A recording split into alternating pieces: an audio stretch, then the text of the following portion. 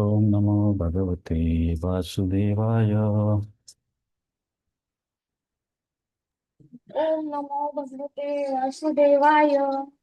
ओम नमो भगवते वासुदेवाय। ओम ओम नमो भगवते भगवते वासुदेवाय. वासुदेवाय. ओम नमो भगवते वासुदेवाय। ओम भगवते वासुदेवाय.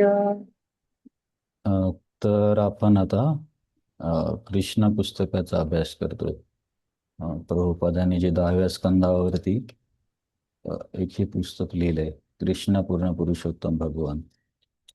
तर याच्यावरती आपण चर्चा केली की 12व्या स्कंदाचं महत्त्व काय आहे, त्याच्यामध्ये वेगळे विषय कोणते आहेत, 10व्या स्कंदामध्ये कुठला विषय प्रामुख्याने सांगितला जातो, आणि असं म्हटलं जातं की क्रमवार अभ्यास करावा स्कंदामध्ये. पण इथे तर डायरेक्ट 10व्या स्कंदाचाच आपण अभ्यास करतोय.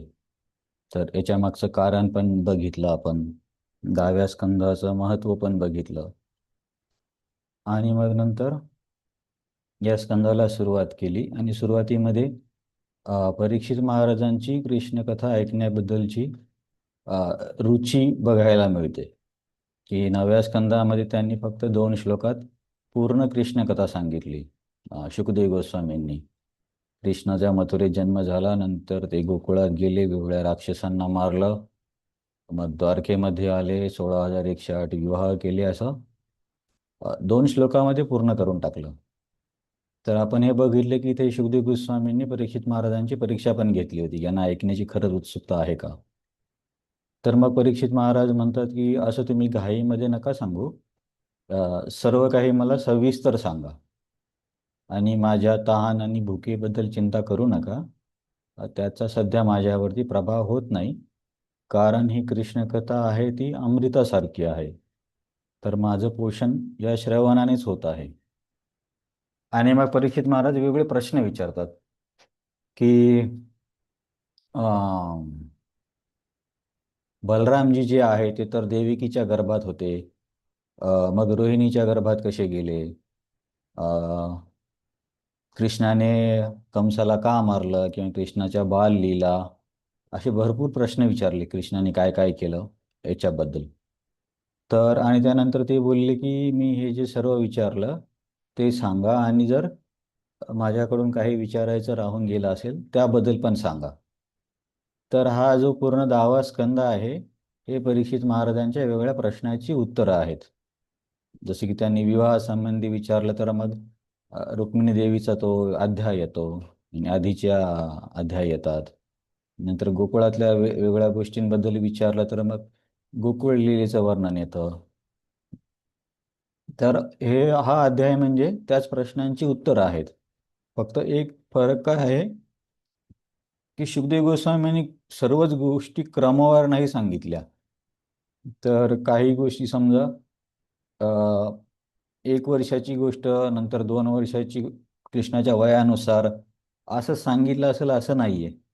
कारण आचार्य सांगतात की हे सांगताना शुकदेव गोस्वामी स्वतः भाव अवस्थेमध्ये होते, त्यामुळे त्यांनी क्रमावरती जास्त महत्त्व दिलं नाही. तर आता हे प्रश्न विचारल्यावरती इथे सूत गोस्वामी सांगत आहेत की याच्यानंतर काय घडलं. हे परीक्षित महाराजांनी प्रश्न विचारले, मग त्यानंतर काय झालं. तर सूत गोस्वामी यांना सांगतायत, जे शौनकादी ऋषी त्यांच्या समोर बसले आहेत अं, शुकतालमध्ये, नैमिषारण्यमध्ये. तर सूत गोस्वामी म्हणतात की अशा पद्धतीने परीक्षित महाराजांचे वेगवेगळे प्रश्न शुकदेव गोस्वामींनी ऐकले, आणि मग त्यांनी त्यांच्या प्रश्नाची उत्तरं द्यायला सुरुवात केली. पण त्यापूर्वी एक महत्त्वाची गोष्ट केली आहे शुकदेव गोस्वामींनी, की त्यांनी परीक्षित महाराजांचे पण आभार मानले किंवा त्यांचा आदर केला. अं, कारण काय असतं, बऱ्याचदा काय होतं की असं वाटायला लागतं की आपण समजा कुठे क्लास द्यायला गेलो किंवा आपण प्रचार करतोय, तर आपण या लोकांसाठी काहीतरी काय म्हणता येईल की यांच्या फायद्यासाठी काही करतोय, असा भाव मनामध्ये येऊ शकतो. तसं जर बघायला गेलं तर शुकदेव गोस्वामींना यामधून काहीच मिळणार नव्हतं. ते फक्त परीक्षित महाराजांची मदत करण्यासाठी आणि अशा शेवटच्या क्षणी भगवंतांचं स्मरण करून देण्यासाठी ते तिथे भागवत सांगत होते. त्यांचा वैयक्तिक असा काही लाभ नव्हता. आणि जसं की आधुनिक काळामध्ये कसं फीस वगैरे घेतली जाते, तर शुकदेव गोस्वामींबद्दल सांगितलं जातं ते फीस घेऊन करणार काय? त्यांच्या शरीरावरती कपडे पण नव्हते, तर ते फीस ठेवणार कुठे?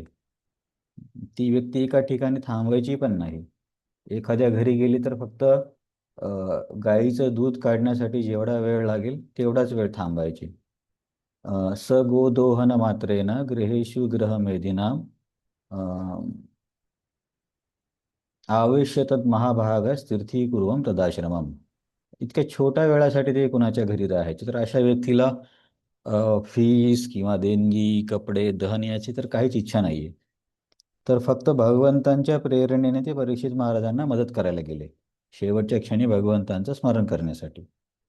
परंतु असं असून सुद्धा शुकदेव गोस्वामी भागवतामध्ये कुठेच असं दाखवत नाहीत की मी काहीतरी फेवर करतोय, की परीक्षितला मी मदत करतोय, माझ्या मदतीनेच परीक्षित या संकटातून बाहेर येणार, असा त्यांचा भाव कुठेही नव्हता किंवा कुठेही नाहीये. तर तेच या श्लोकामध्ये आणि पुढच्या श्लोकामध्ये पण बघायला मिळतं की शुकदेव गोस्वामी परीक्षित महाराजांचं अभिनंदन करतात. आणि असंच भागवतामध्ये इतर ठिकाणी पण बघायला मिळतं. तर इथे काय सांगितलं 14 नंबरच्या श्लोकामध्ये की अशा प्रकारे वेगवेगळ्या प्रकारचे हे प्रश्न ऐकून शुकदेव गोस्वामींनी परीक्षित महाराजांचं काय म्हणता येईल त्याला आदर केला की तुम्ही असं भगवंतांबद्दल प्रश्न विचारत आहात. कधी कधी काय होतं की समजा आपण आपण म्हणजे कुणी जरी क्लास देत असलं, तर एखाद्या व्यक्तीने प्रश्न विचारला, तर काय केलं पाहिजे की त्या व्यक्तीला प्रोत्साहन दिलं पाहिजे की हां तुमचा प्रश्न छान आहे आणि याचं उत्तर असं आहे. तो प्रश्न किती जरी सिंपल असला तरी, कारण प्रत्येकाची प्रगती किंवा प्रत्येकाचा भक्तीमधला वेळ सारखा नसतो ना. काही लोक समजा सत्संगामध्ये 5 वर्षापासून येत आहेत आणि एखाद्या व्यक्तीचा पहिलाच दिवस आहे, मग तो साहजिक आहे की तो एखादा साधाच प्रश्न विचारेल की या माळेवरती जप करताना कुठून सुरुवात करायची. आता बाकीच्या लोकांना असं वाटेल अरे हे तर खूपच साधी गोष्ट आहे, हे कसा विचारतायत. हां, परंतु त्या गोष्टीसाठी त्या व्यक्तीसाठी ती मोठी गोष्ट आहे. मग तिथे जर समजा आपण असं बोललो की अरे तुम्हाला एवढी साधी गोष्ट पण माहिती नाहीये, तर तुमच्या मनुष्य जीवनाचा काय उपयोग आहे, तर त्या व्यक्तीची किती निराशा होईल. तर हे वक्त्याचं काम आहे की जे श्रोता आहेत किंवा जे ऐकणारे आहेत त्यांना नेहमी प्रोत्साहन दिलं पाहिजे. असं त्यांच्या प्रश्नांना सामान्य, आता तुम्ही अभ्यास करून जाताय किंवा आश्रमात आहात किंवा वाचन करत आहे, तर साहजिक आहे काही दोन गोष्टी जास्त माहिती असतील, पण याचा अर्थ असा होत नाही की त्या माहितीमुळे आपण ऐकणाऱ्या व्यक्तीपेक्षा श्रेष्ठ होतो. असं कधीच नाही, कारण भक्ती ही केवळ माहितीवरती निर्भर नाहीये, तर प्रत्येकाच्या मनोभावावरती आहे ॲक्च्युली भक्ती. तसं जर बघायला गेलं तर असे कित्येक लोक आहेत की ज्यांना भगवद्गीता पूर्णपणे पाठ आहे, शास्त्रातले बरेच श्लोक पाठ आहेत, पण ते जपा करत नाहीत, भक्ती करत नाहीत. तर म्हणजे हे श्रवण तर खूप महत्त्वाचं आहे, परंतु दोन गोष्टी जास्त माहीत असल्यामुळे आपण ऐकणाऱ्या व्यक्तीपेक्षा श्रेष्ठ आहोत असा भाव करणं खूप चुकीचं आहे. अ, आता कारण तुम्ही बघू शकता, तसे उदाहरणं भागवतामध्ये खूप ठिकाणी आहेत. जेव्हा भगवंत मथुरेतून जात होते, तर तेव्हा मथुरेतल्या स्त्रिया त्यांच्या घराच्या छतावरती एकमेकींना बोलत होत्या कृष्णाबद्दल. तर तिथे असं वर्णन येतं भागवतामध्ये, सर्व श्रुती मनोहरा, की ह्या ज्या स्त्रिया एकमेकांसोबत बोलत होत्या त्यांचे शब्द हे सर्व श्रुतींपेक्षा किंवा सर्व ग्रंथांपेक्षा अधिक रोचक किंवा आवडीचे वाटत होते. तर त्या स्त्रिया तर सामान्य होत्या, त्यांना काही असं शास्त्रीय शब्द किंवा तत्वज्ञानाच्या स्वरूपातून त्या काही बोलत नव्हत्या. हं, काय तो श्लोक आहे, एवम आसित संजल्प कौरवेंद्र पुरस्त्रियाम सर्व श्रुती मनोहरा, एक वाक्य मला आठवत नाही, पहिल्या स्कंदामध्ये आहे. तर सांगण्याचा उद्देश काय आहे ही माहिती महत्वाची नाहीये. तर तिथे असं भागवतामध्ये नाही सांगितले की या स्त्रियांनी काय साधे साधी वाक्य बोलले, याच्यापेक्षा किती चांगली रचना शास्त्रामध्ये आहे, वेदांमध्ये आहे, ते तर ठीक आहे, परंतु याचा कुणाला चांगल्या शब्दात मांडता येत नाही किंवा त्याला जर एखादी माहिती नाहीये म्हणून तो आपल्यापेक्षा कमी स्तरावरचा आहे असं नसतं. तर असे बरेच उदाहरणं आहेत. तर मग आता या भावामध्ये इथून सुखदेव गोस्वामीच्या चरित्रातून बघायला मिळतं की त्यांचा मनोभाव काय आहे. किती परीक्षित महाराजांची प्रशंसा करतात आणि मग ते सांगायला सुरुवात करतात, कृष्णचरितम कलिकल्मषघ्नम. आता मग त्यांनी प्रश्न विचारले, तर आता सुरुवात करत आहेत. आता हा श्लोक सुध गोस्वामी शौनकादी ऋषींना सांगतायत. परीक्षित महाराजांचे प्रश्न संपल्यावर की आता हे सुरू होत आहे. तर इथे कृष्ण कथेला त्यांनी म्हटले की कली कल्मषघ्नम. खास करून कली म्हणजे कलियुगात. इतर युगात पण समस्या होत्याच, नाही असं नाही, कारण आपण बघितलं ना की धर्माचे जे चार बाजू आहेत, वेगवेगळ्या युगामध्ये एक एक बाजू कमी कमी होत गेली. म्हणजे इतर युगांमध्ये पण त्रास होताच, परंतु कलियुगाबद्दल जास्त सांगितलं जातं, कारण कलियुगामध्ये त्रासाची तीव्रता खूप जास्त आहे आणि मानवी क्षमता खूप कमी आहे. हम्म. तुम्ही कदाचित पहिल्या स्कंदामध्ये ऐकलं असेल, प्रायेण अल्पायुष सभ्य कलावस्मी निगेजना मंद सुमंद मतयो मंद भाग्याही उपद्रता. की कलियुगामध्ये लोकांचं आयुष्य कमी आहे, ते मंद बुद्धीचे आहेत. आता मंद बुद्धी म्हणजे त्यांचं IQ कमी आहे असं नाहीये, कारण आता तर एवढे मोठे मोठमोठे सायंटिस्ट आहेत. आईन्स्टाईनचा पण IQ किती जास्त असेल, याचा अर्थ मंदबुद्धी म्हणजे कमी IQ नाही, तर मंदबुद्धी म्हणजे त्यांना अध्यात्मामध्ये रुची नसणार, याला मंदबुद्धी म्हटलं जातं. ठीक आहे, एक साईड पॉईंट तुम्हाला तरी सांगतो मी, की आईन्स्टाईन विज्ञानाच्या दृष्टिकोनातून खूप हुशार व्यक्ती होती, पण त्यांची पर्सनल लाईफ एवढी चांगली नव्हती. की त्यांनी त्यांच्या आधी एका सोबतच्या स्टुडंटसोबत विवाह केला. तिला पण फिजिक्समध्ये आवड होती आणि तिला त्यांनी बरेच नियम सांगितले की तू माझ्याकडून हे एक्सपेक्ट करायचं नाही, ते एक्सपेक्ट करायचं नाही, असं बऱ्याच गोष्टी सांगितल्या. आणि नंतर ती स्त्री थोडीशी डिप्रेशनमध्ये गेली आणि मग त्यांच्यापासून दूर झाली. तर नंतर आईन्स्टाईननी त्यांच्याच नात्यातल्या एका मुलीशी लग्न केलं, म्हणजे कझिनमध्येच.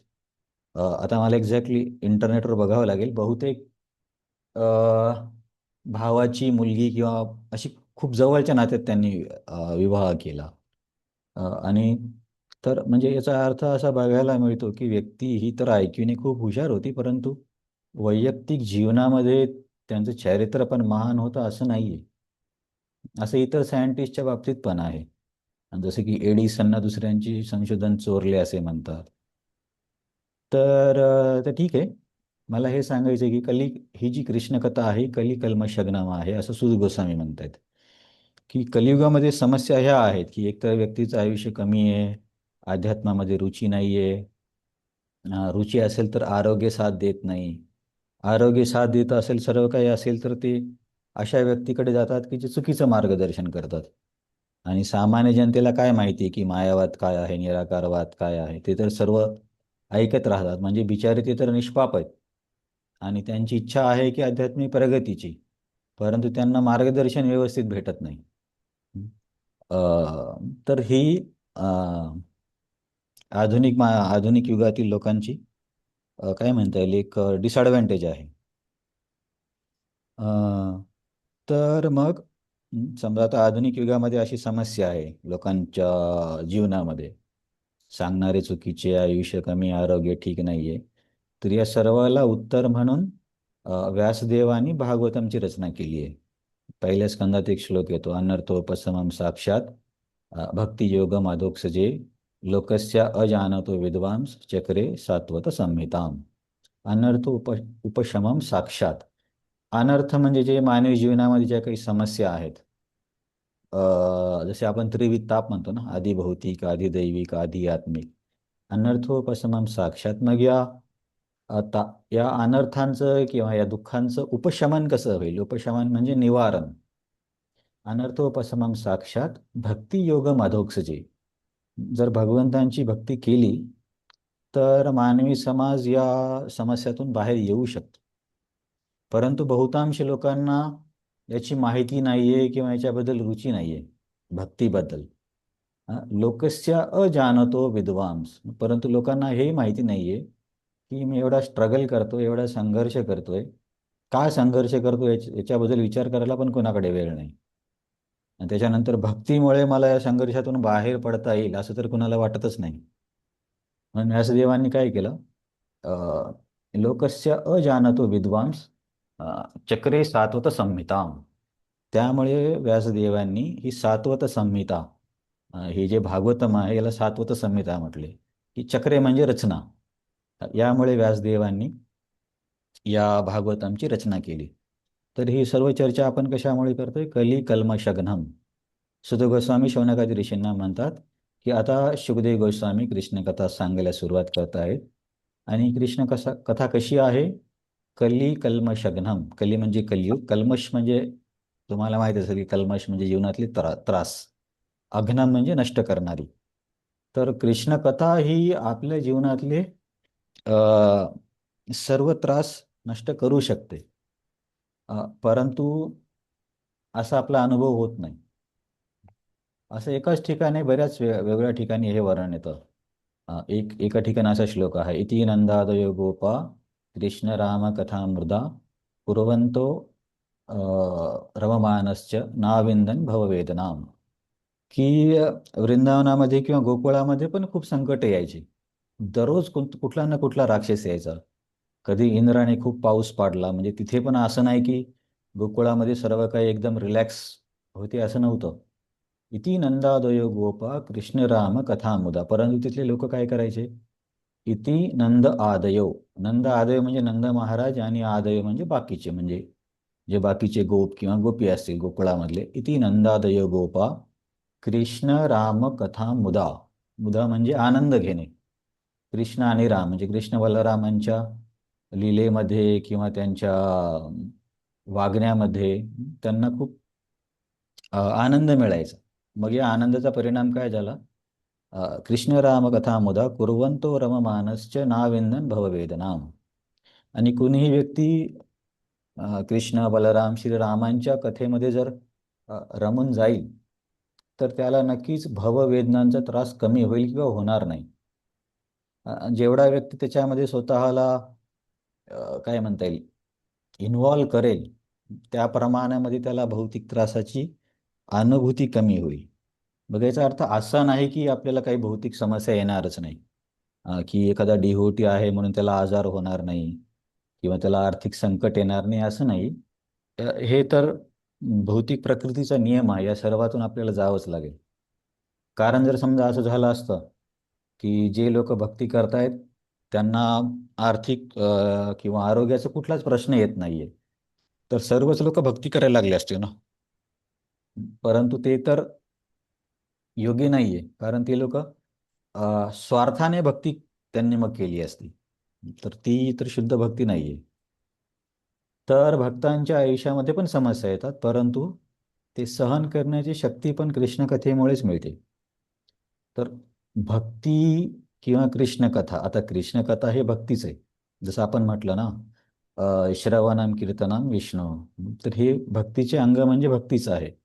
आता हे आपण क्लास ऐकणे किंवा भागवतन वाचणे ही भक्तीच आहे. भक्ती म्हणजे असं मंदिरात जाऊन फुल ऑफर करून डोकं टेकवणं एवढी भक्ती असं नाही. हे बाकीच्या सगळ्या गोष्टी भक्तीच आहेत. तर भक्तीमध्ये किंवा कृष्ण कथेमुळे नक्कीच आपल्या जीवनातल्या समस्या ज्या आहेत त्यांना सहन करण्याची क्षमता मिळते. कारण भक्तीचे गुणधर्म आहे. एक भक्तिरसामृत सिंधू म्हणून ग्रंथ आहे, त्याच्यामध्ये भक्तीच्या वेगवेगळ्या गुणधर्मांबद्दल सांगितले, जसे की शुभधा, क्लेशाग्नी, मोक्ष लघुताकृत, सांदरानंद विशेषात्मा, सुदुर्लभा, की हे भक्तीचे काही गुण आहेत. हे भक्तिरसामृत सिंधूमध्ये अधिक डिटेल ऐकायला मिळेल. तर पहिले दोन गुण आहेत भक्तीचे, शुभदा आणि क्लेशाग्नी. शुभदा म्हणजे जो व्यक्ती भक्ती करायला लागतो त्याच्या आयुष्यामध्ये शुभ गोष्टी किंवा आपण म्हणू शकतो सकारात्मक गोष्टी त्याला व्हायला लागतात. त्याच्या आयुष्यामध्ये. आणि दुसरी गोष्ट आहे क्लेश अग्नी. तर माणसाच्या जीवनामध्ये त्रास का होतो? कारण त्याने मागच्या जन्मामध्ये काहीतरी कर्म केलेले असतात आणि त्याची फळं त्याला आता घ्यावी लागतात. त्यामुळे त्याला तो त्रास होतो. परंतु भक्ती अशी आहे की एकदा व्यक्ती जेव्हा पूर्णपणे भक्तीला सुरुवात करतो आणि भगवंतांना समर्पण करतो, त्याच क्षणी त्याचे सर्व प्रारब्ध कर्म नष्ट होतात. हे भक्ती रसामृत सिंधूमध्ये पण आहे. कूटम बीजम फलम पापम विष्णू भक्ती रतात्मनाम, की हे जे कर्माचे वेगवेगळे स्तर आहेत, आपण म्हणतो ना प्रारब्ध कर्म, अप्रारब्ध कर्म, आणखीन दोन स्तर आहेत कूट आणि बीज. तर या सर्वांनाच भक्ती म्हणजे पहिल्या दिवशीच नष्ट करते. असं नाही की भक्ती करून 10 वर्ष झाल्यावरती तुमचे कर्म नष्ट होणार. तर याच्या बाबतीमध्ये आपण अजामिलचं उदाहरण बघितलं तर विष्णुदूत यमदूतांना सांगतात की अजामिलने जेव्हा पहिल्या वेळेस नारायण हा शब्द बोलला त्याच वेळेस त्याचे सर्व पाप नष्ट झाले होते. आणि त्याच्यानंतर त्याने जे काही उच्चारण केलं असेल ती त्याची भक्ती आहे. तर असंच आपण भक्ती स्वीकार करता क्षणीच आपले प्रारब्ध कर्म नष्ट होतात. प्रारब्ध कर्म नष्ट झाले म्हणजे त्या प्रारब्ध कर्मामुळे येणाऱ्या समस्या आयुष्यामध्ये येणार नाहीत, कारण ते कर्मच नष्ट झाले. समजा तर तुमच्यावरती बँकेचं कर्ज आहे काही लाखांचं, परंतु गव्हर्नमेंटने ते कर्ज माफ करून टाकलं. असं मध्ये मध्ये स्कीम येते ना की शेतकऱ्यांचं कर्ज माफ केलं जातं किंवा स्टुडंटचं कर्ज माफ केलं जातं. तर मग आता सरकारने जर कर्ज माफ केलं तर बँक येऊन तुम्हाला मागणार नाही की अरे तुम्ही पैसे भरले नाही म्हणून. तर तसंच आहे, जेव्हा व्यक्ती भक्तीचा स्वीकार करतो त्याचं एक कर्ज जे आहे क्लेशाग्नी, जे पाप वगैरे आहेत किंवा जे पूर्वकर्म आहेत, त्याला माफ केलं जातं गव्हर्नमेंटसारखं भगवंतांकडून भक्तीच्या प्रभावाने. मग त्यामुळे कर्माचे नियंत्रक त्या व्यक्तीला त्रास देऊ शकत नाही. तर हे हा एक भक्तीचा गुणधर्म आहे. परंतु तरी सुद्धा काय होतं की आपल्या आयुष्यामध्ये कधी कधी समस्या येतात भक्ती करून सुद्धा. तर मग तेव्हा त्याचे कारण काय असू शकतात? एक तर कदाचित आपण पूर्णपणे समर्पण केलं नसेल, किंवा आपण अ, अजूनही काही अपराध करत आहोत. तर हे कारण असू शकतात की व्यक्तीच्या आयुष्यामध्ये दुःख येण्याची. आणि तिसरं कारण हे आहे की काही गोष्टी भगवंत स्वतः त्या व्यक्तीच्या आयुष्यामध्ये देतात. म्हणजे कधी कधी असं वाटतं की जर व्यक्ती भक्तीमध्ये नसता तर अधिक सुखी राहिला असता, परंतु भक्तीमध्ये आल्यावर त्याच्या जीवनामध्ये एका पाठोपाठ एक खूप मोठे मोठे संकट यायला लागतात. कारण त्याच्या मागे पण कृष्णाचा उद्देश असतो. कारण व्यक्ती जर नेहमी सुखवस्तू आरामात असला तर त्याला अध्यात्माबद्दल एवढी रुची निर्माण होत नाही. अ, एक श्लोक आहे, यस्याः मानुगृह्णामि हरिष्येत धनम शने ततो अधनम तजंती यस्या स्वजना दुःख दुःखिता. म्हणजे अशा प्रकारची पण कृपा करतात भगवंत की यस्याः मानुगृह्णामि, जेव्हा मी एखाद्या व्यक्तीवरती अनुग्रह किंवा कृपा करतो तर काय करतो, यस्याः अनुगृह्णामि हरिष्येत धनम शनय, त्याचं पूर्ण धन हरून घेतो. धन म्हणजे संपत्ती, जी काही मालमत्ता वगैरे आहे. आणि अशा परिस्थितीमध्ये मग त्याचे जवळचे जे नातेवाईक आहेत ते पण त्याचा त्याग करतात. कारण आपल्याला माहिती आहे जगाचं स्वरूप कसं आहे, असतील शिते तर जमतील भूते. जोपर्यंत तुमच्याकडे पद प्रतिष्ठा नाव पैसा आहे तोपर्यंत मित्रांची नातेवाईकांची काही कमतरता राहणार नाही. पण ज्या क्षणी व्यक्ती त्या पोस्टवरून खाली उतरतो त्याला दररोजचा तो त्याचा शिपाई पण सलाम करत नाही. समजा एखादा IAS ऑफिसर असेल तर जोपर्यंत तो त्या पदावर आहे तोपर्यंत सगळे सर सर म्हणतील, पण रिटायर झाल्या दुसऱ्या दिवशीच कुणी सलाम करत नाही. तर हे असं आहे. तर भगवंत काय करतात की मग अशा व्यक्तीला थोडंसं धक्का देण्यासाठी, जागा करण्यासाठी थोडेसे त्याच्या आयुष्यामध्ये काही कष्ट देतात. परंतु असं नाही की प्रत्येकाचं धनच हरून घेतात. जिथे जे आवश्यक आहे ते केलं जातं. कारण सुदामाला तर भगवंतांनी अनंत धन दिलं होतं. प्रत्येकाचं धन हरतील असं नाही, जे आवश्यक आहे ते केलं जातं. तर मी का सांगत होतो की आयुष्यामध्ये येणारी संकट एकतर भक्तीला पूर्णपणे न स्वीकारणे किंवा अपराध करणे किंवा भगवंतांकडून दिलेले असणे, या तिन्ही प्रकारे भक्ताच्या आयुष्यामध्ये प्रॉब्लेम्स येऊ शकतात. परंतु त्याच्यामध्ये मग असं नाही करायचं की अरे मी खूपच अपराधी आहे किंवा मी खूपच पापमय आहे किंवा मी खूप लोक म्हणतात ना पतित आहे. तर ठीक आहे, पतित आहे, पापमय जे काही आहे ते ठीक आहे. पण त्याच्यावरती आता पॉझिटिव्हली काय करता येईल हे बघितलं पाहिजे. फक्त स्वतःबद्दल नुसतं नकारात्मक बोलून नैराश्यात जाऊन तर काही होणार नाही. समजा आपल्याला असं वाटतं की माझे अपराध घडत आहे त्याच्यामुळे मला अ, असे अनुभव येत आहेत, तर मग त्याला उत्तर काय की ते अपराध कमी करण्याचा प्रयत्न करायचा. किंवा आपल्याला असं वाटतं की मी भक्तीबद्दल आणखीन एवढा गंभीर नाही आहे म्हणून समस्या येत आहेत, मग ठीक आहे, थोडं हळूहळू गांभीर्य वाढवायचं. पण डिप्रेस नाही झालं पाहिजे कोणत्याही परिस्थितीमध्ये, हे खूप महत्त्वाचं आहे. अ, कलिकल्मषग्नबद्दल सांगितलं ना. तर कलिकल्मषग्नबद्दल सांगताना हे जे सुत गोस्वामी शौनकादी ऋषींना म्हणतात की ही कृष्णकथा कलियुगाच्या सर्व संकटांचं हरण करते. आणि आता हे शुकदेव गोस्वामी अ, ही कृष्णकथा परीक्षित महाराजांना सांगायला सुरुवात करत आहेत. तर जसं की आपण एकदा आधी पण बऱ्याच वेळेस आपण चर्चा करतो की कृष्णकथा ही खूप मधुर आहे. जसं की मला वाटतं रुक्मिणी देवीच्या विवाहामध्ये पण एक श्लोक येतो. ब्रह्मन कृष्ण कथा पुण्या माधवीर लोक मला पहा. माधवीर म्हणजे मधुसारखी अ, मधुर आहे. मधु म्हणजे आपला हनी. आणि आपण पण म्हणतो ना केशवा माधवा तुझ्या नामात रे गोडवा.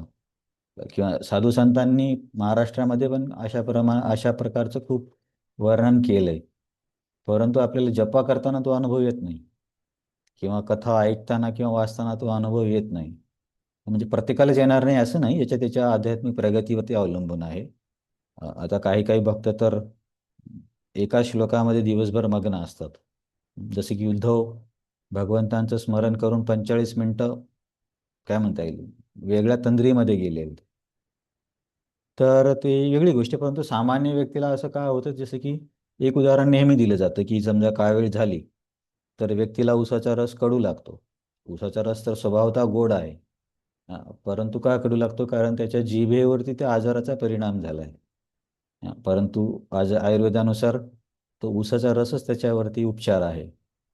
तसं आपण पण भगवंतांचं नाम, कृष्ण कथा किंवा विग्रहांचं दर्शन, वैष्णवांचा संघ, ह्या सगळ्या गोष्टी खूप मधुर आहेत.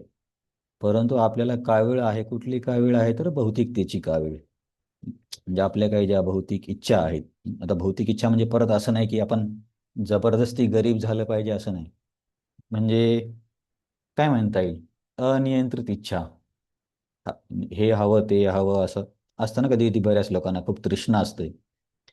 तर ह्या भौतिकतेच्या आजारामुळे व्यक्तीला हरिनामामध्ये किंवा कृष्ण कथेमध्ये रुची निर्माण होत नाही आणि ते कडू वाटायला लागतं. जसं की समजा आता एखाद्या व्यक्तीकडे फोन आहे, तर तो यूट्यूबवरती 2 तास शॉर्ट रील बघू शकतो सलग.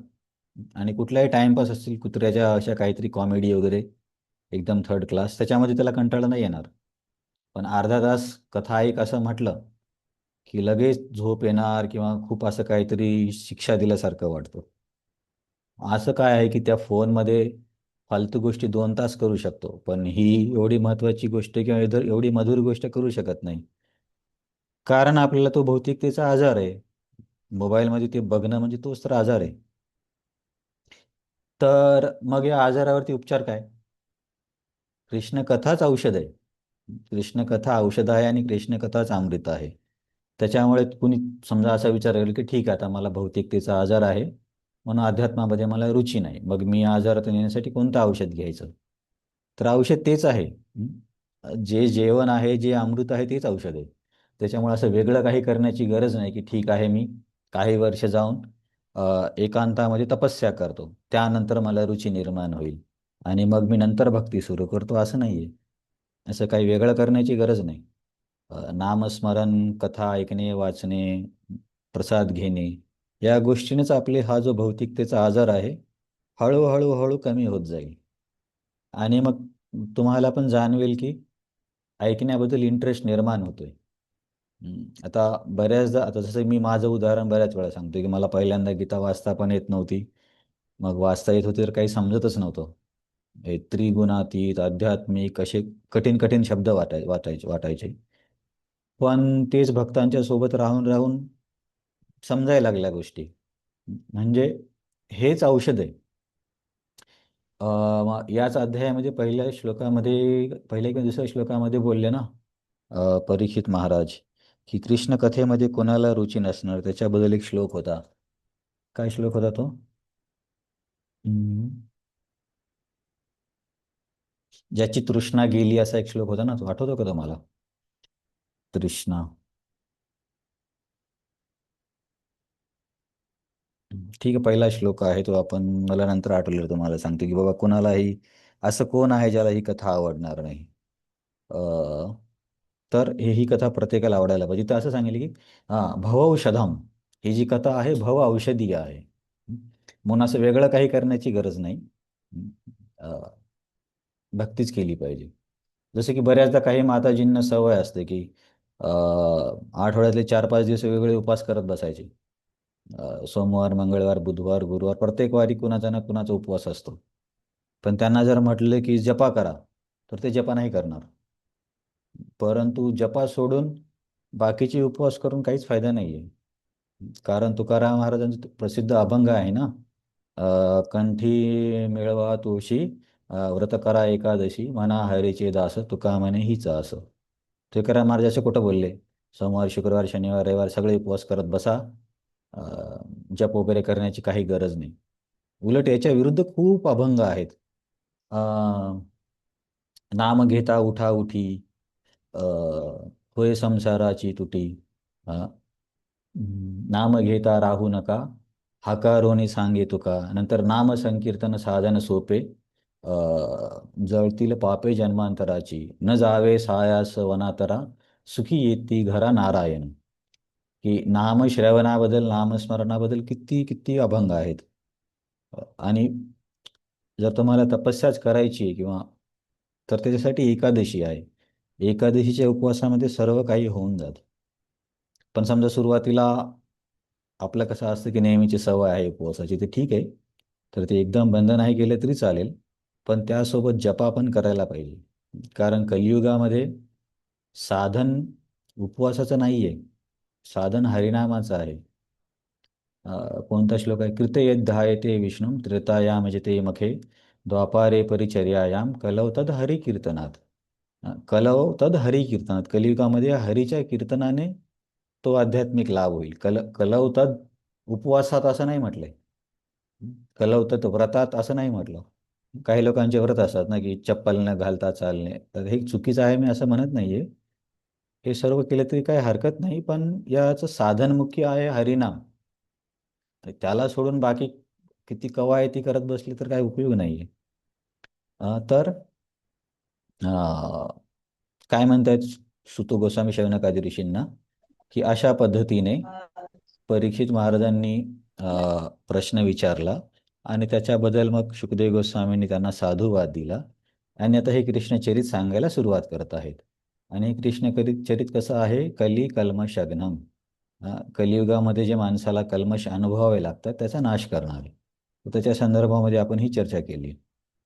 तर आता ह्या श्लोक नंबर 15 मध्ये आता शुकदेव गोस्वामी बोलायला सुरुवात करतायत.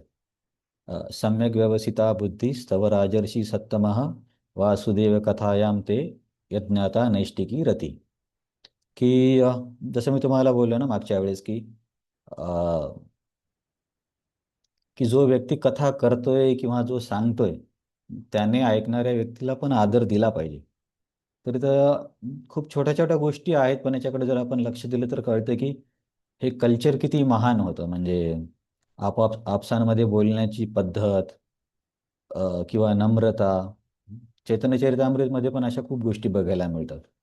तर इथे शुकदेव गोस्वामी 15व्या श्लोकात एक शब्द वापरतात, राजसी सत्तमा. राजर्षी सत्तमा हा शब्द काय वापरतायत?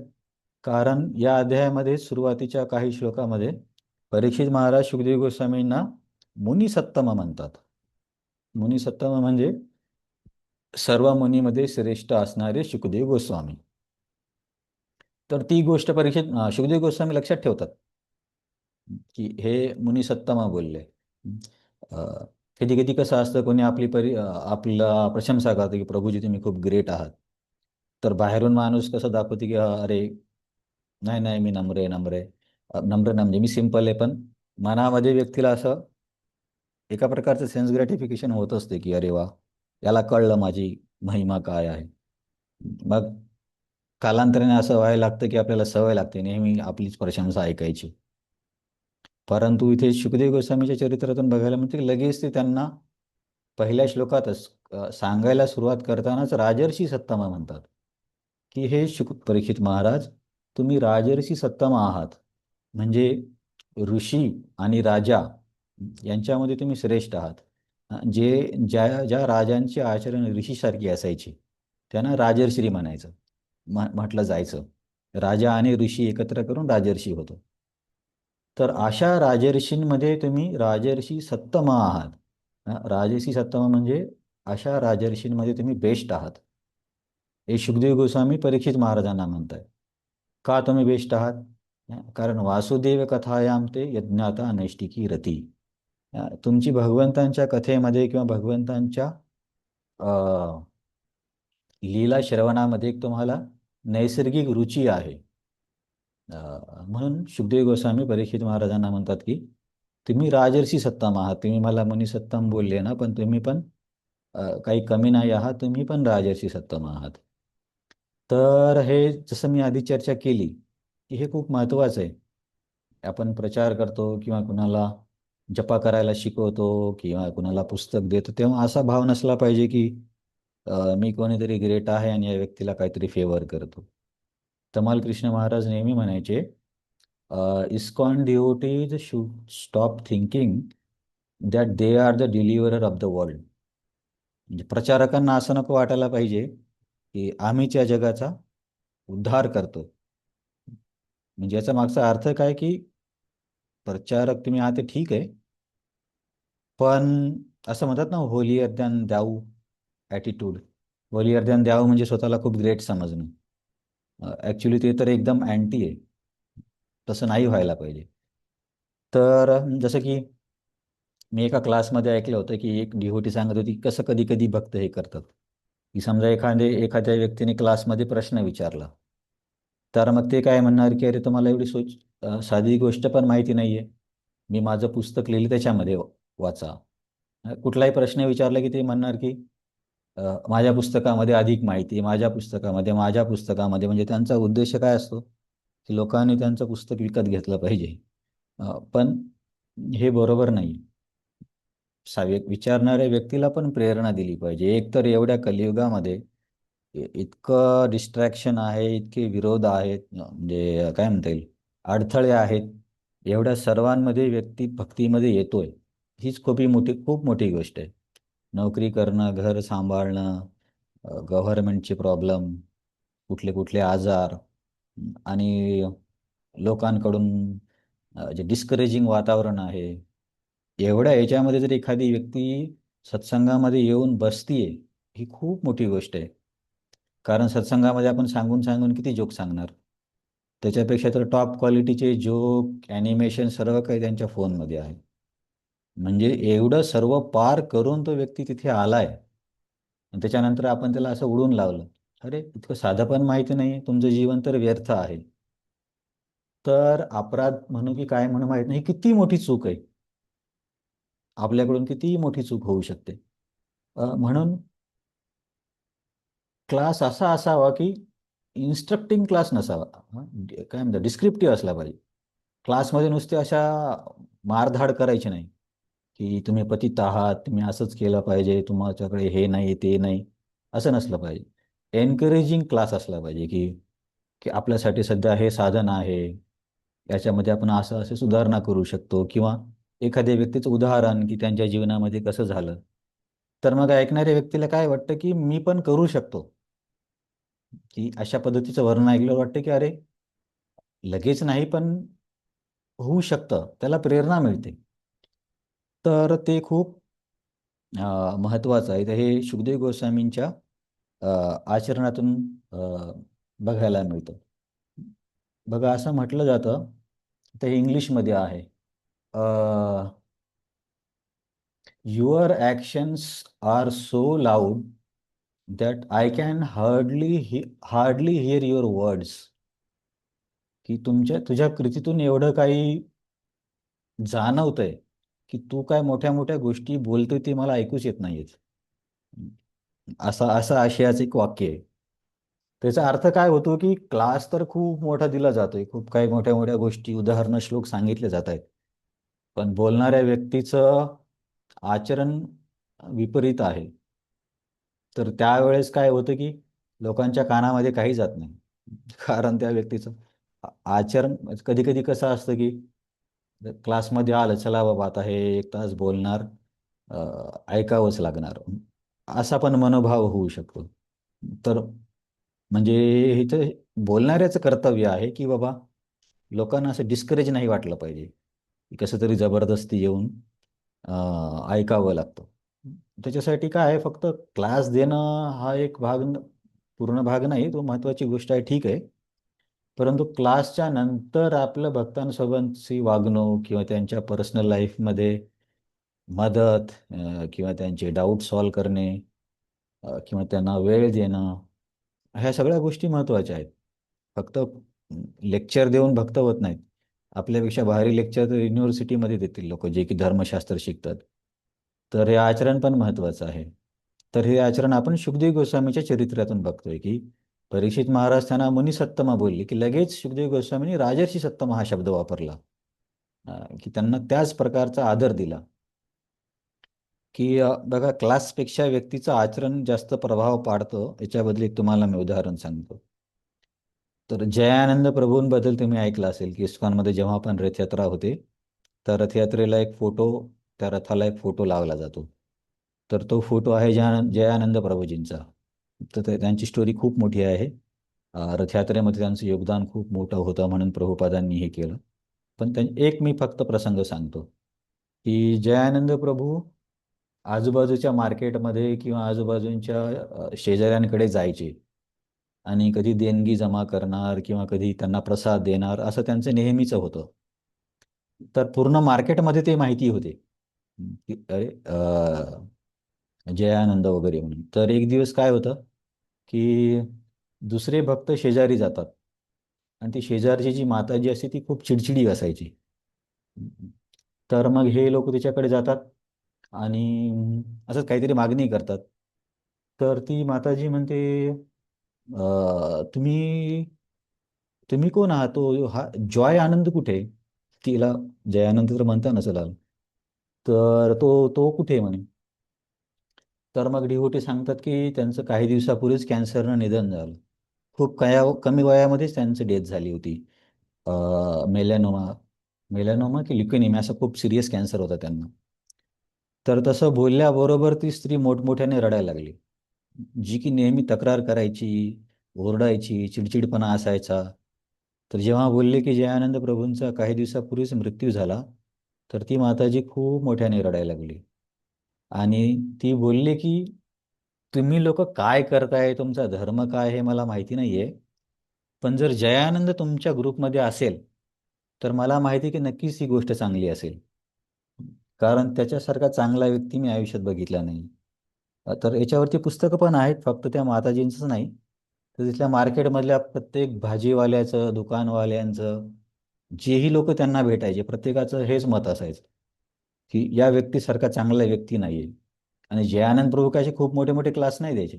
रात्रभर टॅक्सी चालवायची, दिवसभर सेवा करायची. क्लास देणारे खूप भरपूर लोक होते. तर तेच मी तुम्हाला सांगतोय की शुकदेव गोस्वामींचं कसं आचरण आहे. फक्त बोलणं महत्त्वाचं नाही आहे, श्रोत्यांना प्रेरित पण केलं पाहिजे, त्यांच्या भावना पण समजल्या पाहिजे, अ, त्यांना इतर बाबतीत पण सहयोग केला पाहिजे, त्यांना पण सन्मान दिला पाहिजे. मी तुमचा उद्धारक आहे असा भाव खूप खूप चुकीचा आहे. कारण शब्दापेक्षा कृतीने जास्त प्रभाव पडतो. जसं की आपण जयानंद प्रभूंचं उदाहरण बघितलं की त्यांनी तर काही न क्लास देता पण एवढा प्रभाव त्या लोकांवरती केला. विचार करा, जे लोकांना तर काही, हे लोक काय करतात ते पण माहीत नव्हतं. तिकडचे लोक काय म्हणायचे की हे लोक म्हणजे बेडशीट घालणारे लोक. धोती घालतात ना ते लोक त्याला बेडशीट म्हणायचे. तर असं असून सुद्धा तिथले लोक एवढे त्यांना ॲप्रिशिएट करत होते, म्हणजे वागणुकीचा किती परिणाम होतो.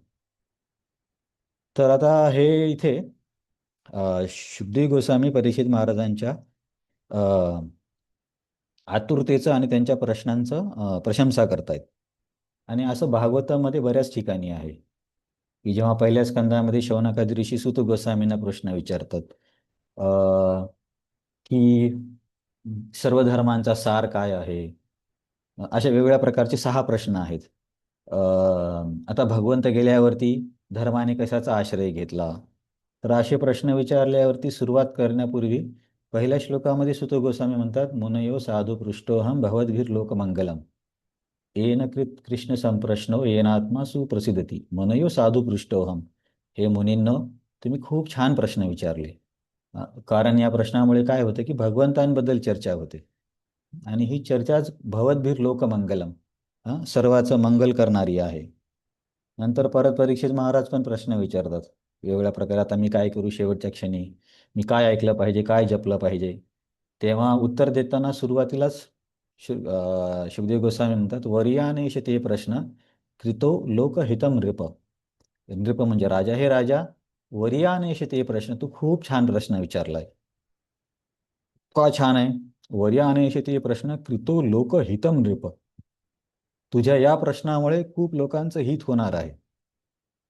आता समजा परीक्षित महाराजांनी विचारच नसतं की माणसाचं आद्य कर्तव्य काय आहे, काय ऐकलं पाहिजे, मी काय केलं पाहिजे, तर शुकदेव गोस्वामींनी हे सगळं भागवतम सांगितलं नसतं ना. मग आपल्याला भागवतम कुठून मिळालं असतं? तर त्यांच्या प्रश्नामुळे लोकमंगलम झाले की नाही, कारण आपल्या आयुष्यामध्ये भागवतम आले. तर असं भागवतामध्ये किंवा इतर ठिकाणी पण वैदिक ग्रंथांमध्ये पण असं बघायला मिळतं की प्रश्नाची आणि प्रश्न विचारणाऱ्या व्यक्तीची अ, प्रशंसा केली जाते. म्हणून आपण म्हणतो ना, अथा तो ब्रह्मजिज्ञासा, ब्रह्माबद्दल जिज्ञासा करा किंवा ब्रह्माबद्दल प्रश्न करा. तर ते जीव गोस्वामी म्हणतात की बोलणारा व्यक्ती म्हणजे वक्ता आणि श्रोता यांच्यामध्ये जर परस्परांबद्दल आदर आणि प्रेम असेल तर त्या कथेची अनुभूती खूप दिव्य स्तराची होते. आता हे जीव गोस्वामी लिहितात. मी विचार करतो की तेव्हा जीव गोस्वामींना काय लिहिण्याची गरज असेल, कारण तेव्हा तर सगळे लोक चांगलेच होते, म्हणजे ऐकणारे लोक पण सिंपल असायचे आणि बोलणारे पण साधू होते. कदाचित आपली परिस्थिती बघून सांगितलं असेल. जीव गोस्वामी काय म्हणतात की जो बोलणारा व्यक्ती आहे तो आणि जे ऐकणारे बसलेले लोक आहेत त्यांच्यामध्ये एक काय म्हणता येईल की एक स्नेह असला पाहिजे. असं नाही की जबरदस्ती धरून पकडून आणले बसवले. कधी कधी असं होतं ना की आपल्याला एखाद्या भक्ताचं कॅरेक्टर आवडत नाही, तर तसं आपण आपण पण सहन केलं पाहिजे. तर मग ते व्यक्ती जेव्हा क्लास देते तर तो काय बोलतो ते काय ऐकू येत नाही, सगळं डोक्यावरून निघून जातं, कारण इतरच गोष्टी आपल्याला आठवायला लागतात. की हे तू असं करतो तसं करतो. तर हे दोघांच्या साईडने पण आवश्यक आहे.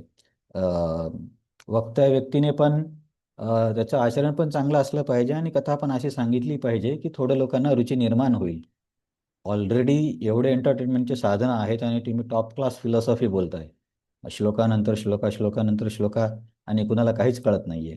तर मग कशी रुची लोकांना निर्माण होईल?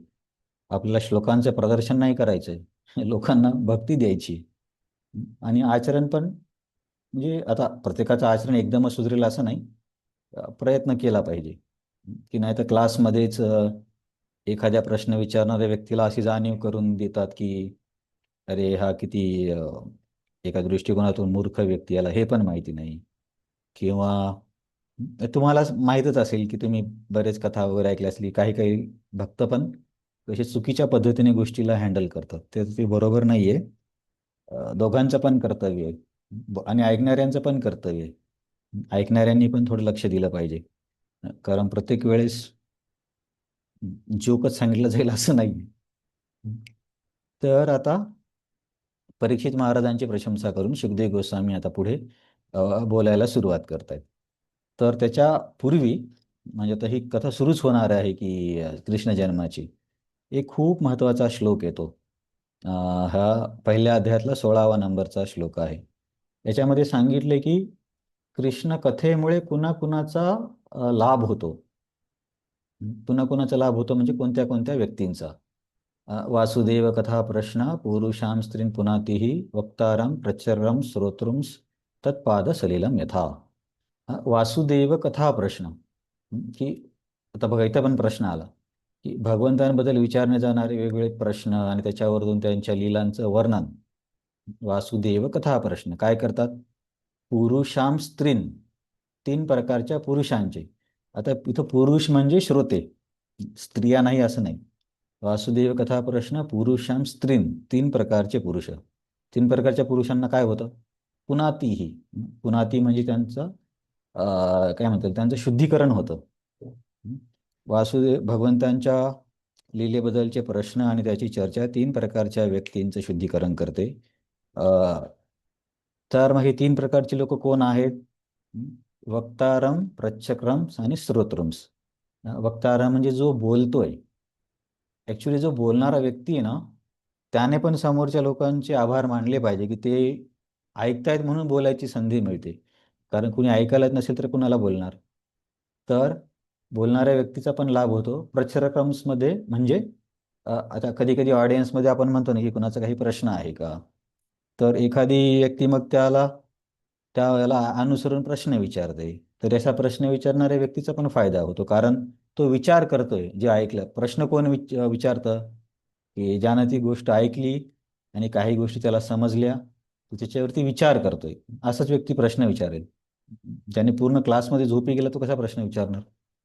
आणि श्रोत्रम्स म्हणजे बाकीची व्यक्ती. असं नाही की प्रत्येक जणच प्रश्न सगळेच प्रश्न विचारायला लागले तर मग कसं करणार? तर इतर जे श्रोते आहेत ना, त्यांचा पण लाभ होतो. मग याची तुलना कशासोबत केली आहे? तत्पाद सलिलम यथा. भगवंतांची कथा ही तीन प्रकारच्या व्यक्तींचं शुद्धीकरण करते. बोलणारा वक्ता, ऐकणारी श्रोता आणि प्रश्न विचारणारा व्यक्ती श्रोत्यांपैकी, या तिघांचं शुद्धीकरण करते. मग याची तुलना करण्यासाठी उदाहरण दिले, तत्पाद सलिलम यथा. जसं वासुदेव किंवा कृष्णाची कथा शुद्धीकरण करते, तसंच त्या कृष्णाचे किंवा वासुदेवाचे जे चरण जळ आहे ते पण तीन प्रकारच्या लोकांचं शुद्धीकरण करते. आता हे तुम्हाला माहिती आहे, हे जळ कोणतं आहे आणि तीन प्रकारचे लोक कोण आहेत?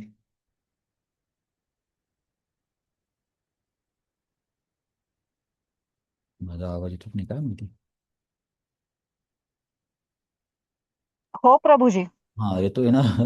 अरे हा येतोय प्रभूजी. ते म्यूट काढायला थोडा वेळ गेला. तीन प्रकारचे लोक म्हणजे समोर बसणारे श्रोते. हा हा हे आहे. मी तुम्हाला प्रश्न हा विचारतोय की इथे सांगितले की तीन प्रकारच्या लोकांना लाभ होतोय, पण ते समजून देण्यासाठी एक उदाहरण देत आहेत शुकदेव गोस्वामी. तत्पाद सलिलम यथा. ज्या प्रकारे तुमचं चरण जळ शुद्धीकरण हा, करतं. ते तीन प्रकारचे हे सात्विक, राजसिक किंवा तामसिक. कदाचित तुम्ही प्रश्न कॉम्प्लिकेटेड केला. ठीक आहे, मी सांगतो. तत्पाद सलिलम, तर भगवंतांच्या चरणाचं जळ म्हणजे काय? गंगाजळ. गंगा. गंगा. गंगा आहे ना. हा. तर गंगा तिन्ही लोकांचं शुद्धीकरण करते ना. हो. काय म्हणतात काय भूर्भुवस्व, उच्च लोक किंवा पृथ्वी लोक आणि पाताळ लोक जेव्हा भगीरथ मुनी आले तेव्हा घेऊन आले. किंवा का बरं गंगेला भगवंतांच्या चरणाचं जळ म्हटलं जातं? कारण बली महाराजांच्या 2 पावलांमध्ये सर्व काही घेतल्यावरती वामनदेव म्हणतात की तिसरं पाऊल पण तुला द्यावं लागेल, कारण तू प्रॉमिस केलंय, तू शब्द दिलाय. अ, तर मग तिसऱ्या पावलावरती तर त्यांच्या डोक्यावरती पाय ठेवतात. त्याच्या पूर्वी जेव्हा वामनदेव पूर्ण ब्रह्मांड व्यापण्यासाठी त्यांचा अ, आकार म्हणण्यापेक्षा किंवा पायाला अ, वाढवतात, तेव्हा या ब्रह्मांडाच्या आच्छादनाला छेद होऊन आध्यात्मिक जगताचं जळ त्यांच्या चरणासोबत येतं. जसे की वैरजा नदी असं काहीतरी नाव आहे त्या नदीचं. तर ते त्यांच्या चरणाला धुवून येणारं पाणी म्हणजेच गंगा आहे. तर गंगेच्या विरजा नदी का? विरजा नदी. विरजा नदी का प्रभू? अ, हा. मी विरजाबद्दल थोडं कन्फ्युजन आहे. की विरजा विरजाच असेल, कारण आणखी दुसरी एक नदी आहे की ज्याच्यामध्ये शिक्षा दिली जाते. तर बहुतेक विरजाच असेल. हां, दुसरी ही आहे वैतरणा. वैतरणा किंवा वैतरणी, विरजा बरोबर आहे. तर ही गंगा नदी तिन्ही लोकांचं शुद्धीकरण करते. जशी गंगा शुद्धीकरण करते तसं तुमची कथा पण शुद्धीकरण करते, हे समजवण्यासाठी उदाहरण दिले. हा एक महत्त्वाच्या श्लोकांपैकी एक श्लोक आहे. तर प्रभुपाद याच्या तात्पर्यात काय सांगतात की बाबा की इथंच असा शुकदेव गोस्वामीच म्हणतात की भगवंतांबद्दलची कथा ही सर्वांचं शुद्धीकरण करते. आणि इस्कॉनमध्ये तर सर्व काही कथेवरच अवलंबून आहे. त्याच्यामुळे जो कोणी इस्कॉनच्या संपर्कात येईल त्याचं शुद्धीकरण होणारच आहे. कारण इस्कॉनमध्ये आपला मुख्य भर काय आहे की शास्त्र श्रवण, वाचन आणि प्रचार. इतरही प्रामाणिक भक्त आहेत, आपणच आहोत असे नाही, परंतु प्रचारासाठी जेवढा भर इस्कॉनमध्ये दिला जातो तेवढा इतर ठिकाणी दिला जात नाही. तर प्रभुपाद एक असा एक साईड पॉईंट सांगतात की जसं इथे सांगितलंय, जो कोणी इस्कॉनच्या संपर्कात येईल त्याचं शुद्धीकरण होईल. कारण इथे गीता क्लास, भागवत क्लास, चैतन्य चरितामृत क्लास, भक्तिशास्त्री, भक्ती वैभव नेहमी हेच चालू असतं, कथाच चालू असतात. तर आणि आणखीन एक दुसऱ्या पद्धतीने एक समजावून सांगितले की तत्पाद सलिलम, की चरणामृत पण चरणावरून येतं ना. आपण अभिषेक केल्यावरती चरणामृत म्हणतो.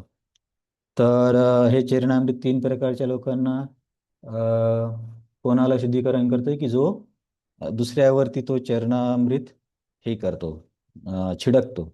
आता हे चरणामृत म्हणजे अभिषेकचा ज्यूस नसेल. आरतीच्या वेळेस तुम्ही बघा पाणी ऑफर करतात भगवंतांना, नंतर ते पुजारी ते पाणी सर्वांवरती फेकतात.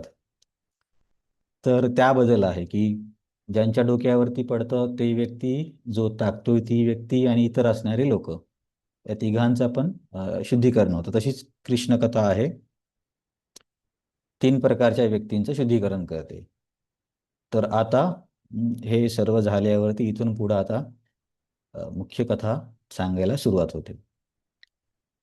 तर शुकदेव गोस्वामी म्हणतात की हे परीक्षित महाराज, तुम्ही तर प्रश्न विचारलेत मला भगवंतांबद्दल भरपूर, तर मी त्यांच्या अवतरणाच्या कारणापासूनच सुरुवात करतो. म्हणजे का आले इथूनच सुरुवात करतो, म्हणजे तिथून मग वेगवेगळ्या गोष्टी सांगायला योग्य होईल. आता समजा डायरेक्ट कंसाला मारण्याचाच पहिला चॅप्टर सांगितला आणि कृष्ण का आले हे नाही सांगितलं, तर थोडंसं कन्फ्युजन होईल ना. अरे म्हणजे याचं काय कनेक्शन आहे. आपण जसं गीता आणि भागवतामध्ये पण म्हणतो हे कनेक्शन आहे याच्यानंतर हे का सांगितलं. तर परीक्षित महाराजांना शुकदेव गोस्वामी म्हणतात की तुम्ही तर वेगळ्या प्रकारचे प्रश्न विचारलेत, परंतु मी सुरुवात ही कृष्णाच्या अवतरणाच्या कारणापासून करतो, की जेणेकरून मग सर्व काही गोष्टी व्यवस्थितपणे सांगता येतील, ऐकता येतील. तर तिथे शुकदेव गोस्वामी म्हणतात, आता हे श्लोकची गरज नाही तुम्हाला, मी वाचून तुम्हाला सांगते. भूमिर्दृप्त नृपा व्याज दैत्यानिक शतायुते आक्रांता भूरिभारेन ब्रह्मांडम शरणम येयो. की परीक्षित महाराज, पृथ्वीवरती एका वेळेस अपात्र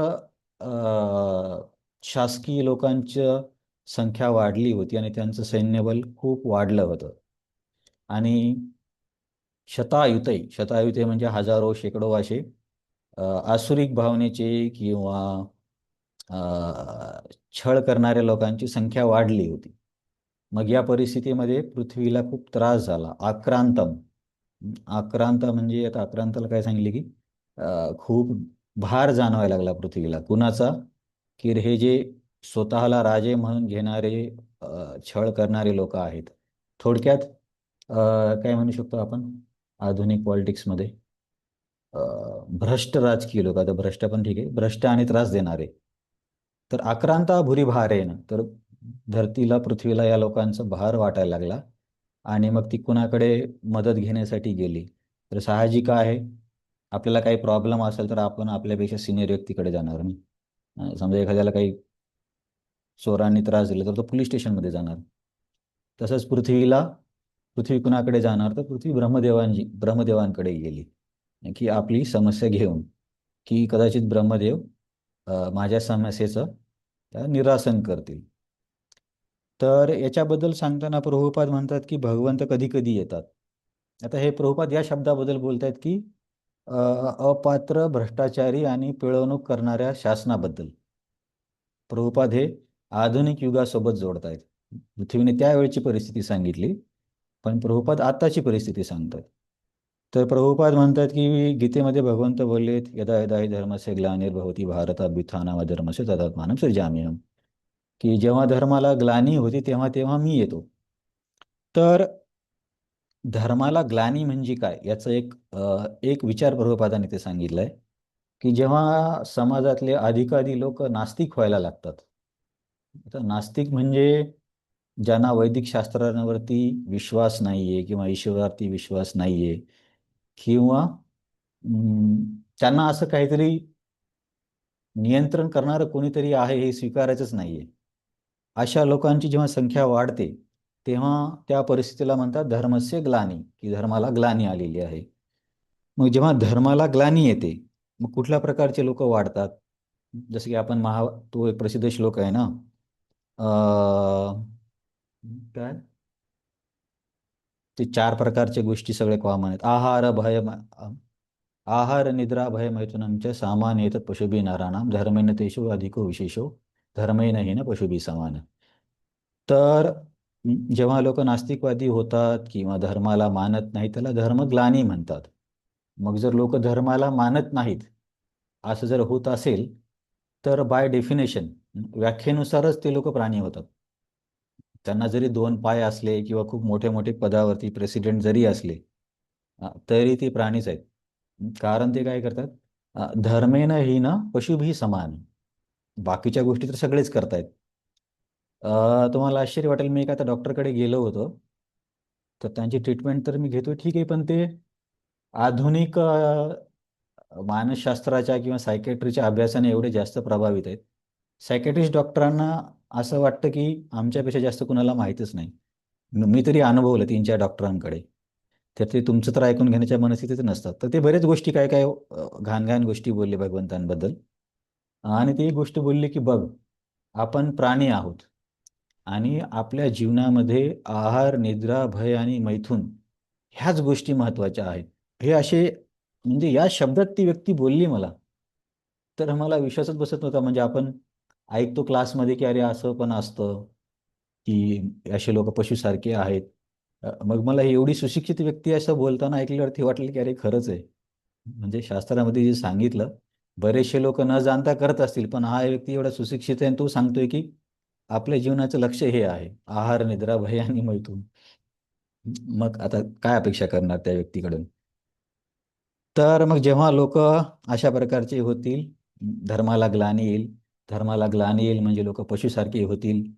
आणि पशुसारखे होतील म्हणजे पशूंचं वैशिष्ट्य काय असतं, की ते आपल्या पोटासाठी एकमेकांसोबत भांडणं करतात. समजा कुत्रे आहेत. प्रभुपादाने असे लिहिले की लोक डुकरांसारखे आणि कुत्र्यांसारखे होतात जर त्यांच्या आयुष्यामध्ये धर्माला स्थान नसेल तर. आता हे शब्द ऐकायला थोडेसे कठोर वाटतात, पण हे खरे आहेत.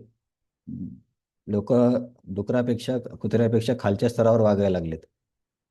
तर मग लोक जेव्हा कुत्र्यांसारखे, डुकरांसारखे होतात, त्याचा अर्थ काय होतो, की मग यांच्यामध्ये स्पर्धा असते. काही टाकलं, 5-6 कुत्रे आले तर ते एकमेकांसोबत भांडण करत बसणार. तसंच मानवी समाजामध्ये काय होतंय, की पृथ्वीवरच्या सगळ्याच देशांना किंवा काय म्हणतील शासनातल्या लोकांना असं वाटतं की आहार, निद्रा, भय आणि मैथुन हेच आपल्या जीवनाचा उद्देश आहे.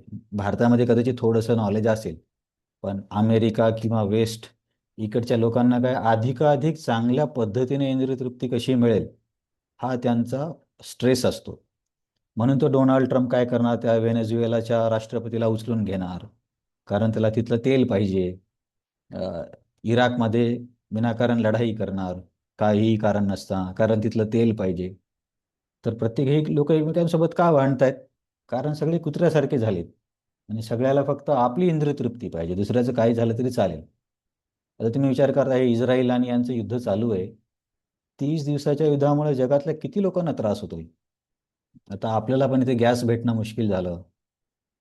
तर हे कुत्र्यासारखं भांडण केल्यामुळे, तो म्हणतो हा भाग माझा आहे आणि हा म्हणतो तो भाग माझा आहे, दोघांमध्ये ॲक्च्युली तेच तर भांडण चालू आहे ना. तर मग अशा वेळेस मानवी समाज असा करायला लागतो. धर्म नाही तर कुत्र्यांसारखं किंवा डुकरांसारखं त्यांचा व्यवहार असेल, आणि कुत्रे काय करतात, आपसांमध्ये भुंकत बसतात, भांडणं करत बसतात. मग हं, तेच मानवी समाजात बघायला मिळतं. मग याच्यामध्ये आश्चर्य काय आहे? जर सगळ्यांच्या जीवनाचं ध्येय, जसे डॉक्टर बोलले, आहार निद्रा भय मैथुन आहे. जर माझ्या आयुष्याचं ध्येयच ते आहे आणि माझ्या आहारामध्ये कुणी आड येते, तर साहजिक आहे मी काय त्याच्यासोबत भांडण करेल, कारण माझ्या आयुष्याचं ध्येय ते आहे. परंतु जर धर्म माहीत असेल, तर व्यक्तीला हे पण कळतं की बाबा दुसऱ्यासोबत वाटून पण घेतलं पाहिजे, किंवा काय म्हणतात, कोऑपरेशनची पण गरज आहे. ह्या पण गोष्टी करतात. हे तर सिंपल उदाहरण आहे. आता समजा मैथूनबद्दल सांगायचं झालं. समजा एखाद्या व्यक्तीला धार्मिकता काहीच माहिती नाही आणि तो एखाद्या विवाहित स्त्रीला पण बघतोय, तरी पण तो वाईट इच्छा करतोय, तर तो तर मग पशुच झाला ना. कारण जर मनुष्य असतं तर त्याला माहीत असतं की मातृवत परदारेषु, म्हणजे त्याला की कळत नाही याचा अर्थ तो पशु आहे. तर हे प्रभुपादांनी खूप छान आधुनिक काळासोबत त्याची एक हे बांधली, काय म्हणता येईल, अंडरस्टँडिंग दिली. मग आपण म्हणतो की जेव्हा जेव्हा धर्माला ग्लानी होते तेव्हा तेव्हा भगवंत अवतरित होतात. मग साहजिक आहे, कोणी पण प्रश्न विचारेल की तुम्ही जर म्हणत आहात की धर्माला ग्लानी होतीये, मग आता का बरं भगवंत येत नाहीत? तर प्रभुपाद खूप छान उत्तर देतात. प्रभुपाद म्हणतात भगवंतांनी अवतरण केलंय. ते एका अवतारामध्ये, कुठल्या अवतारामध्ये गेस सांगा एखादा.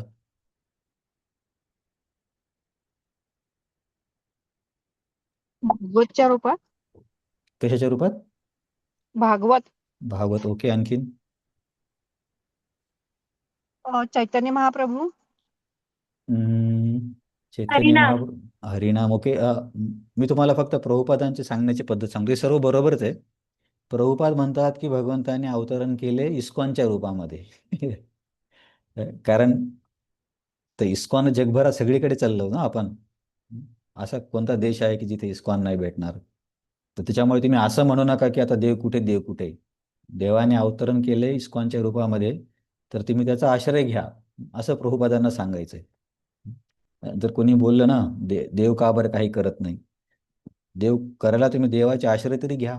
देव काय सांगतोय बघा, इस्कॉनमध्ये ऐकून तरी बघा. तर हे प्रभुपाद खूप छान कनेक्ट करतात, आणि हे प्रभुपाद म्हणतात की शासकीय लोकांचं किंवा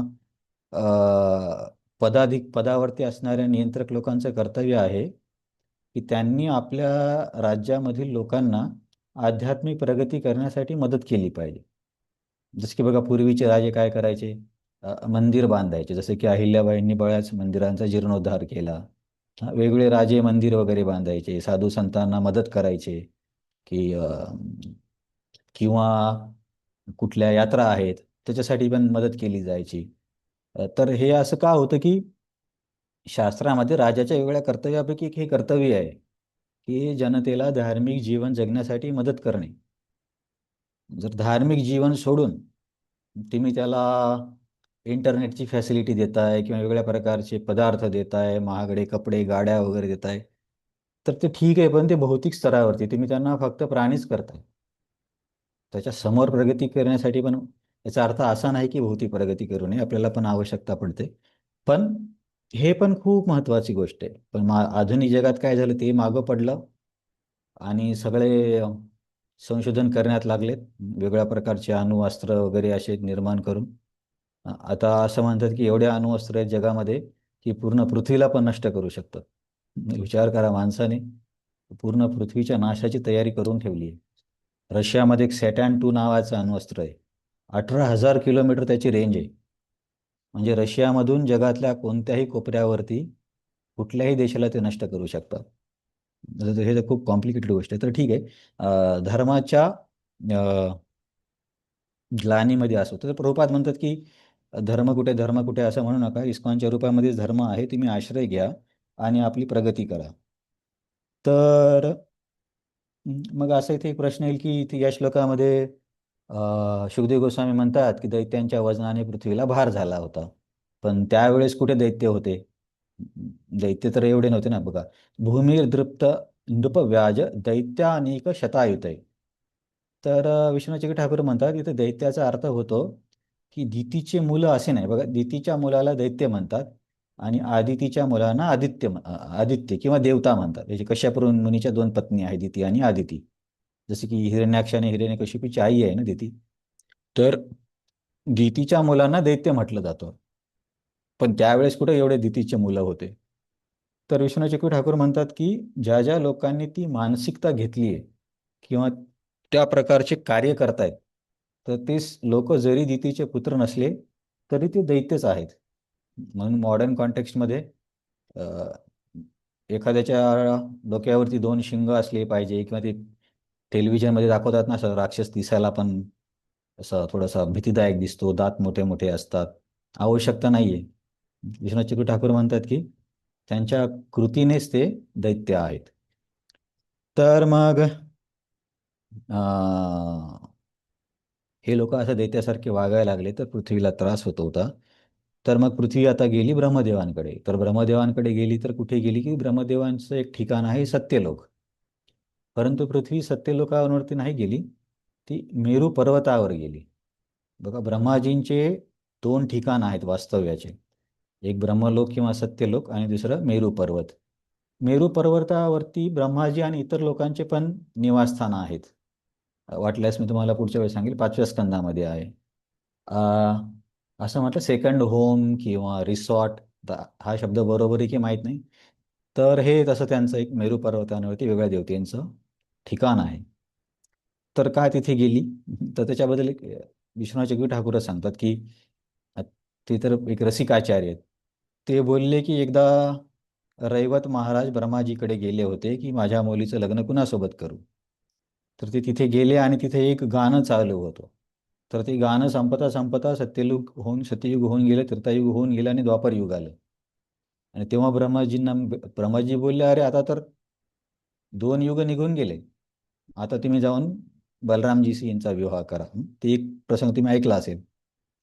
तर तसं समजा जर पृथ्वी गेली ब्रह्मलोकांमध्ये आणि ब्रह्माजी असं कुठलं गाणं ऐकत आहेत, तर तोपर्यंत इकडे तर सगळा विनाश होऊन जाईल. तर त्या अर्थाने पण असं सांगतायत की ती पृथ्वी ही मेरू पर्वतावरती गेली. मेरू तुम्ही ऐकलं असेल, माउंट मेरू, मेरू किंवा सुमेरू. तर तिथं गेल्यावरती पृथ्वी ब्रह्माजीकडे गेली, पण गेली तर कुठल्या रूपामध्ये गेली, गायीच्या रूपामध्ये गेली. तर गायीच्या रूपामध्ये का गेली असेल, वाघाच्या पण रूपामध्ये जाऊ शकली असती. आता दुर्गादेवीचं वाहन वाघ आहे, सिंहाच्या रूपामध्ये पण जाऊ शकली असती, हत्तीच्या रूपामध्ये पण जाऊ शकली असती. गायीच्या रूपात का गेली असेल?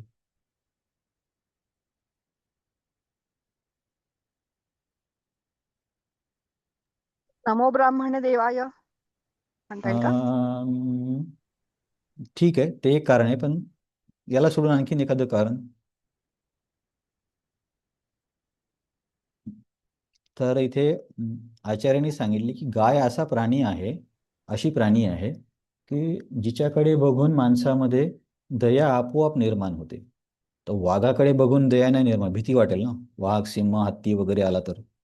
परंतु गाय अशी आहे की असं म्हणतात ना लोक, गरीब गाय. तर म्हणजे गायीला बघून किंवा गायी बद्दल ऐकून एक आपोआप करुणा निर्माण होते किंवा काय म्हणता येईल, दयेचा भाव येतो. तर त्यामुळे पृथ्वीने गायीचं रूप घेतलंय. तर बघा, गाय असा प्राणी आहे की ज्याचं मलमूत्र पण उपयोगी पण. असा कुठला प्राणी आहे, समजा एखादा मनुष्य आहे, तो शास्त्रामध्ये खूप हुशार आहे, खूप हुशार आहे, पण त्याचं मलमूत्र कधी वापरलं जाईल का? किती जरी महान ब्राह्मण झाला तरी नाही वापरलं जाणार. परंतु गाय, तिला श्लोक येऊ किंवा न येऊ, तिचं मलमूत्र इतकं शुद्ध आहे. परंतु तुम्ही आता इंटरनेटवर बघत असेल की बरेचसे लोक आपल्याला म्हणतात की काऊ युरिन ड्रिंकर वगैरे, ते अशी हे करत राहतात, काय म्हणता येईल, अवहेलना करतात हिंदूंची. त्यांना हे नाही कळत की कारण आपण हिंदू काय गाईला आई मानतो किंवा माता मानतो. जसे की शास्त्रामध्ये पण आहे ना, माता गुरु पत्नी ब्राह्मणी राजपत्नी तथा धेनुर्धात्री तथा पृथ्वी सप्तेता मातरः स्मृता. 7 प्रकारच्या आई आहेत असं शास्त्रामध्ये सांगली, का उपनिषदमधून आहे.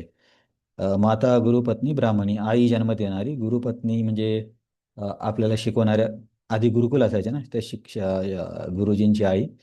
माता गुरुपत्नी ब्राह्मणी, आणि जे ब्राह्मण असतात त्यांची पत्नी. माता गुरुपत्नी ब्राह्मणी राजपत्नीस्तथा, म्हणजे राजाची वाईफ, राणी ही मातेसारखी मानली जायची. मग आपण म्हणतो ना जिजामाता, तर राणीला पण माता मानलं जायचं. धेनुर्धात्री तथा पृथ्वी, धेनू म्हणजे गाय, धात्री म्हणजे पृथ्वी. धेनू धात्री, धात्री म्हणजे नर्स, आईला जी मदत करते. आणि पृथ्वी, हे आपल्या वैदिक ग्रंथानुसार 7 माता आहेत. तर आता मला दुसऱ्या धर्माला कमी नाही सांगायचं आहे, पण जस्ट मी विचार करत होतो की काही लोकांचं असं म्हणणं आहे की आमच्या धर्मामध्ये जन्म देणाऱ्या आईला सोडून आम्ही दुसऱ्या कोणाला आई मानू शकत नाही. तर त्यांना म्हटलं भारत माता की जय असं बोला, तर ते म्हणत नाहीत. तुम्ही संसदेमध्ये पण बघितलं असेल की ते लोक खूप विरोध करतात, आम्ही भारत माता की जय म्हणू शकत नाही. तर ठीक आहे, ते त्यांच्या धर्माबद्दल मला काही नाही, मला काही म्हणायचं नाही आहे. पण ही किती सामान्य बेसिक अंडरस्टँडिंग आहे की बाबा इतरांना आईचा दर्जा देण्याच्यामध्ये काय चुकीचं आहे. पण ते लोक भारत माता पण म्हणत नाहीत, विचार कर. मग अशी लोकांना, ज्यांना गाईचं दूध नाही, गाईचं रक्त आवडतं, त्या लोकांकडून काय अपेक्षा करणार आपण? म्हणून ते जे तरी म्हणतात काऊ युरिन ड्रिंक कर, किंवा काऊ डंगबद्दल, शेणाबद्दल काहीतरी आपल्यावरती कमेंट करत राहतात. पण त्या काऊ युरिनचे किती फायदे आहेत ते पण सिद्ध झालंय.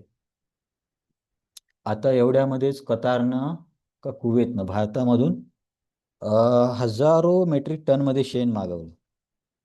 कारण त्यांना कळलं की, तिथल्या सायंटिस्टला कळलं की याच्यामुळे तिथल्या त्या झाडांची वाढ चांगली होते. तर असे, ती जर आणखीन विज्ञानाचा वेगळा विषय आहे. तर गाय ही नैसर्गिक करुणा उत्पन्न करणारी प्राणी आहे, आणि जिचं अनन्य महत्त्व आहे. 7 मातांपैकी एक माता आहे. आणि आपल्या इस्कॉनमध्ये तर 700 नाही 7 लाख माता, 7 करोड माता असतील. कशा काय सांगा बरं?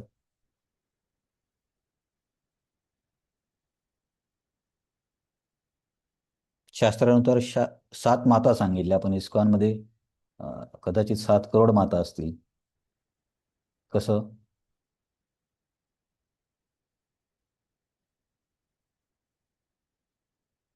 अरे तुम्ही ऐकताय की नाही ऐकताय?